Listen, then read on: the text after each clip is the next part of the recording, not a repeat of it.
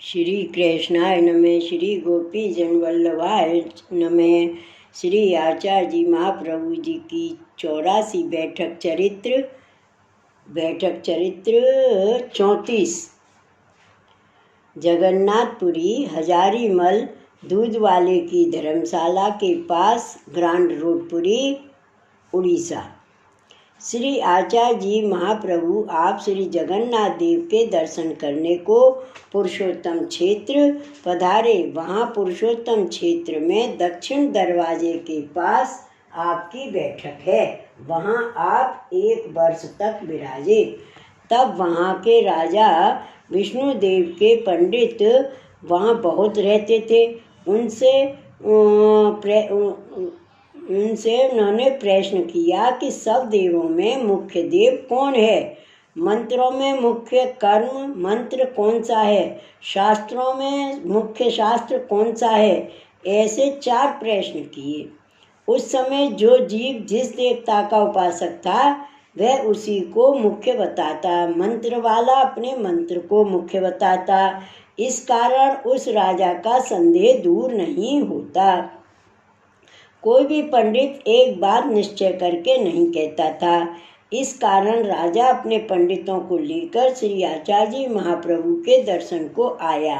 आकर राजा ने दंडवत की और बैठकर प्रार्थना की कि महाराज, आप तो साक्षात ईश्वर हो। आपने माया मत का खंडन किया है, दिग्विजय भी आपने की है। मेरा एक संदेह है, उसको आप कृपा कर निवृत्त करो। ये पंडित तो सभी अपने अपने मत के अनुसार कहते हैं, अतः आप निश्चित सिद्धांत पूर्वक बतावें कि कौन मुख्य है। तब उस राजा के वचन सुनकर श्री आचार्य जी ने अपने मत में विचार किया कि इसको शास्त्र सिद्धांत कहेंगे तो मन में नहीं लाएगा, न जानेगा, क्योंकि यह विष्णु उपासक है। इस कारण विष्णु का उत्कर्ष कहते हैं। जैसे अन्य पंडित अपने मत के अनुसार कहते हैं, वैसे ही यह भी अपने मत के अनुसार कहता है। वैसे तो इस राजा का संदेह निवारण नहीं होगा। इसको श्री जगन्नाथ राय जी का विश्वास है। इस कारण इसको श्री जगन्नाथ राय जी के मुख से कहलाना है, तब यह प्रमाण मानेगा। ऐसा निश्चय कर श्री आचार्य जी महाप्रभु ने उस राजा को आज्ञा की, श्री जगन्नाथ राय जी के आगे एक कोरा कागज, कलम और दवात धरो। श्री जगन्नाथ राय जी जो लिख दें वही प्रमाण होगा। यह सुनकर राजा बहुत प्रसन्न हुआ। तब उसने श्री जगन्नाथ राय जी के आगे एक कोरा कागज, कलम एवं दवात धरकर प्रार्थना की, महाराज, कर्म और मंत्र, शास्त्र एवं मुख्य देव जो हो आप कृपा कर लिख दो। ऐसे कहकर मंदिर का ताला बंद कर बाहर आकर बैठ गया।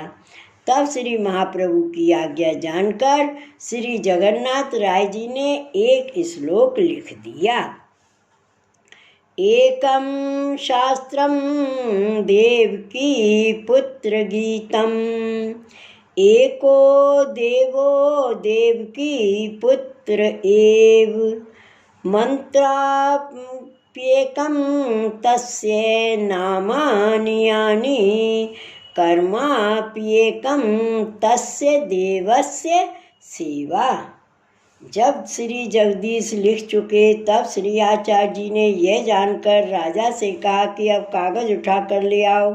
तब राजा ने मंदिर का ताला किवाड़ खोलकर उस कागज को उठा लिया, पंडितों से पढ़वाया और राजा ने पढ़ा। तब सभी का संदेह मिट गया।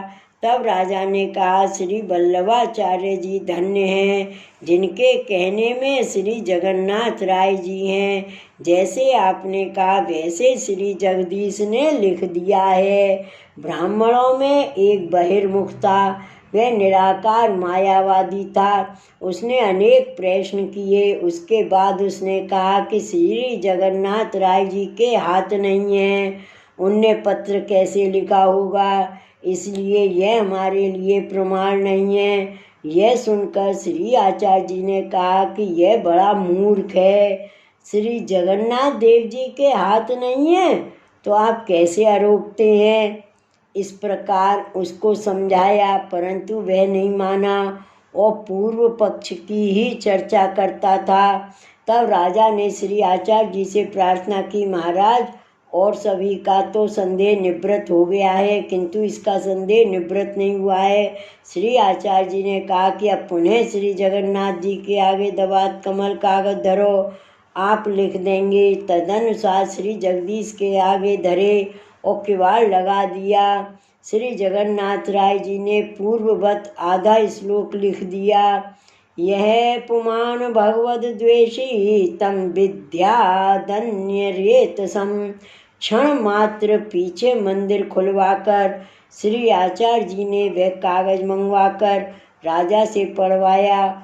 उसमें यह लिखा था कि जो पुरुष भगवान का द्वेषी हो वह और के वीर्य का जानना, वह अपने पिता से उत्पन्न नहीं हुआ है। उसके पीछे राजा ने उस ब्राह्मण की माता को बुलवाया, उसको एकांत में ले जाकर डरा कर पूछा कि तू सच बता, तेरा यह पुत्र किससे उत्पन्न हुआ है। तब उसने उसको सब बात कह दी। यह एक मलेच्छ से पैदा हुआ है। यह सुनकर उस राजा ने उस ब्राह्मण को पुरी से बाहर निकलवा दिया, क्योंकि उसने भगवद आज्ञा नहीं मानी। तब पुरुषोत्तमपुरी में जय जय की ध्वनि होने लगी। श्री आचार्य जी महाप्रभु की दिग्विजय विख्यात हुई। पुरुषोत्तम क्षेत्र की बैठक में श्री आचार्य जी ने यह चरित्र दिखाया। इसके पश्चात 3 बार श्री आचार्य जी महाप्रभु श्री जगन्नाथपुरी पधारे। तीनों बार आपने पृथक पृथक चरित्र दिखाए हैं। श्री वल्लभाधीश की जय। श्री गोकुलनाथ की जय। जय जय श्री गोकुलेश, जय जय श्री गोकुलेश।